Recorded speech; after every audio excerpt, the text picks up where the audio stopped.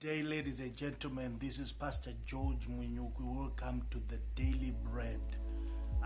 We are continuing with the 10-day series of the gifts of the Holy Spirit. Let us go to 1 Corinthians chapter number 12. It says, verse 8 to 10, it says, "For to one is given by the Spirit the word of wisdom, to another the word of knowledge by the same Spirit, to another the faith by the same Spirit, to another the gifts of healing by the same Spirit, to another the working of miracles, to another prophecy, to another discerning of spirits, to another diverse kinds of tongues, to another interpretation of tongues."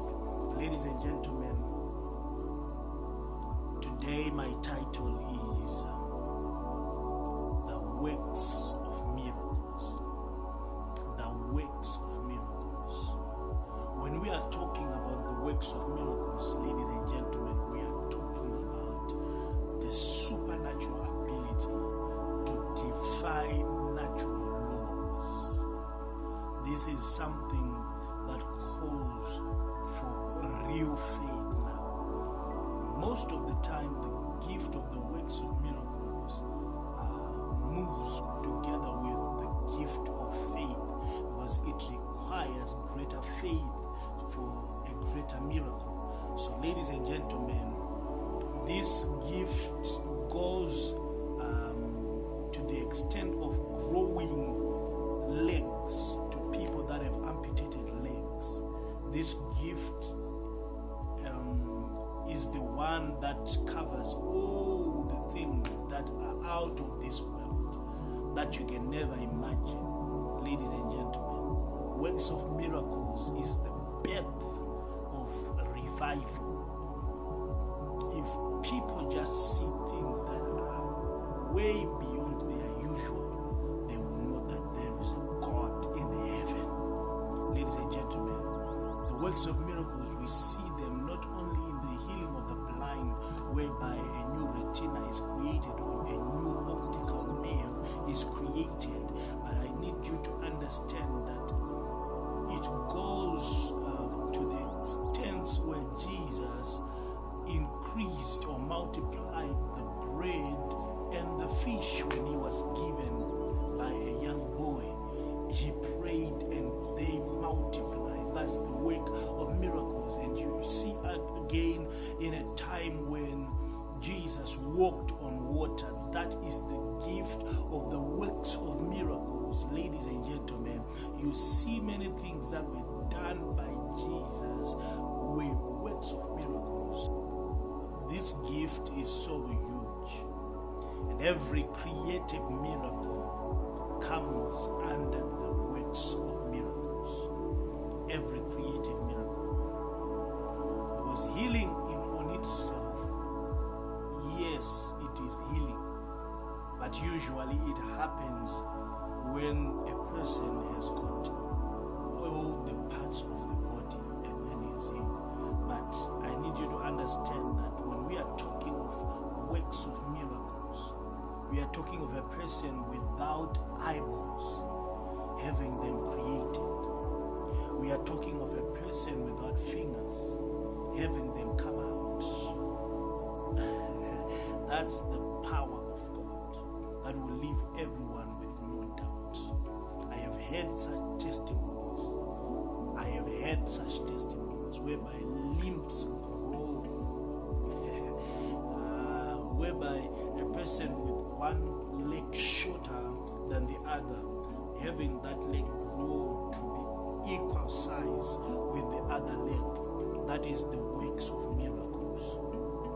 I have seen a video of a lady called Patricia King praying whilst cooking for visitors, and visitors started coming into her home when she was with her husband, and she began to dish out some food for them.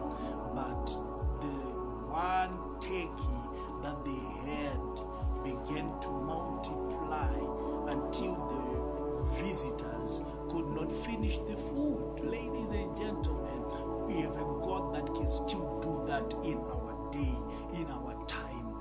ladies and gentlemen, there are many miracles that God still does, but you need to understand and be grilled with the word, because you need to understand that when we are now in the world of miracles, reason is out of play, because our reason tells us that when we get onto water, we are bound to drown because of the density of water against the density of our bodies. So ladies and gentlemen, when you want to see these things happening to you, you have to first believe that we have supernatural laws that override the laws of nature. The moment you know that, that is when you can now walk on water. You should not mix the two. That is the problem that Peter did when Jesus said, "Come on the water."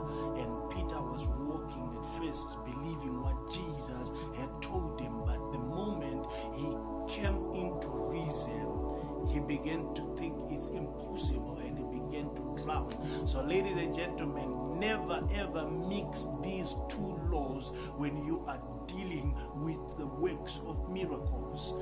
When you just mix them, just know that the works of miracles are bound not to happen. So ladies and gentlemen, if you want to move in that dimension, you be a person of prayer, be a person that is so much in the word, be a person that watches more videos that speak about people that did those kinds of miracles, people that walked in power, people that moved with the glory of God, and that will inspire you to develop faith that is enough for the works of miracles. Ladies and gentlemen, this is still happening. Our God is still doing great things. I have heard of a testimony whereby people were going home from a church service, and when they were at a robot, the video says that there was a truck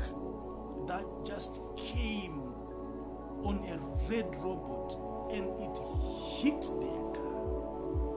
But to their surprise, the truck went right through their car. They did not have any injury. Their car wasn't even damaged at all. I don't know how we can explain this, but I just believe that's a miracle. Now, why is it called the works of miracles? Is that it's because a person has to participate. The person with the gift has to participate. You have to work it out. Miracles are there, but you have to work them out. They don't just happen, you work them out. Ladies and gentlemen, it's high time that we begin to work out those miracles. Not just sit back and relax and say, God shall do it, but work out those miracles. Declare that God is going to do it. Pray for the sick that have no limbs and say, God is going to do it. The moment you do it, you are now working those miracles. You require more faith that you do it, and you won't stop. Keep doing it. Keep praying for them. Keep declaring until it happens, because our God is looking for a person who makes a bold step and declares that God can do the impossible, and He will do it. Ladies and gentlemen, may God give you the gift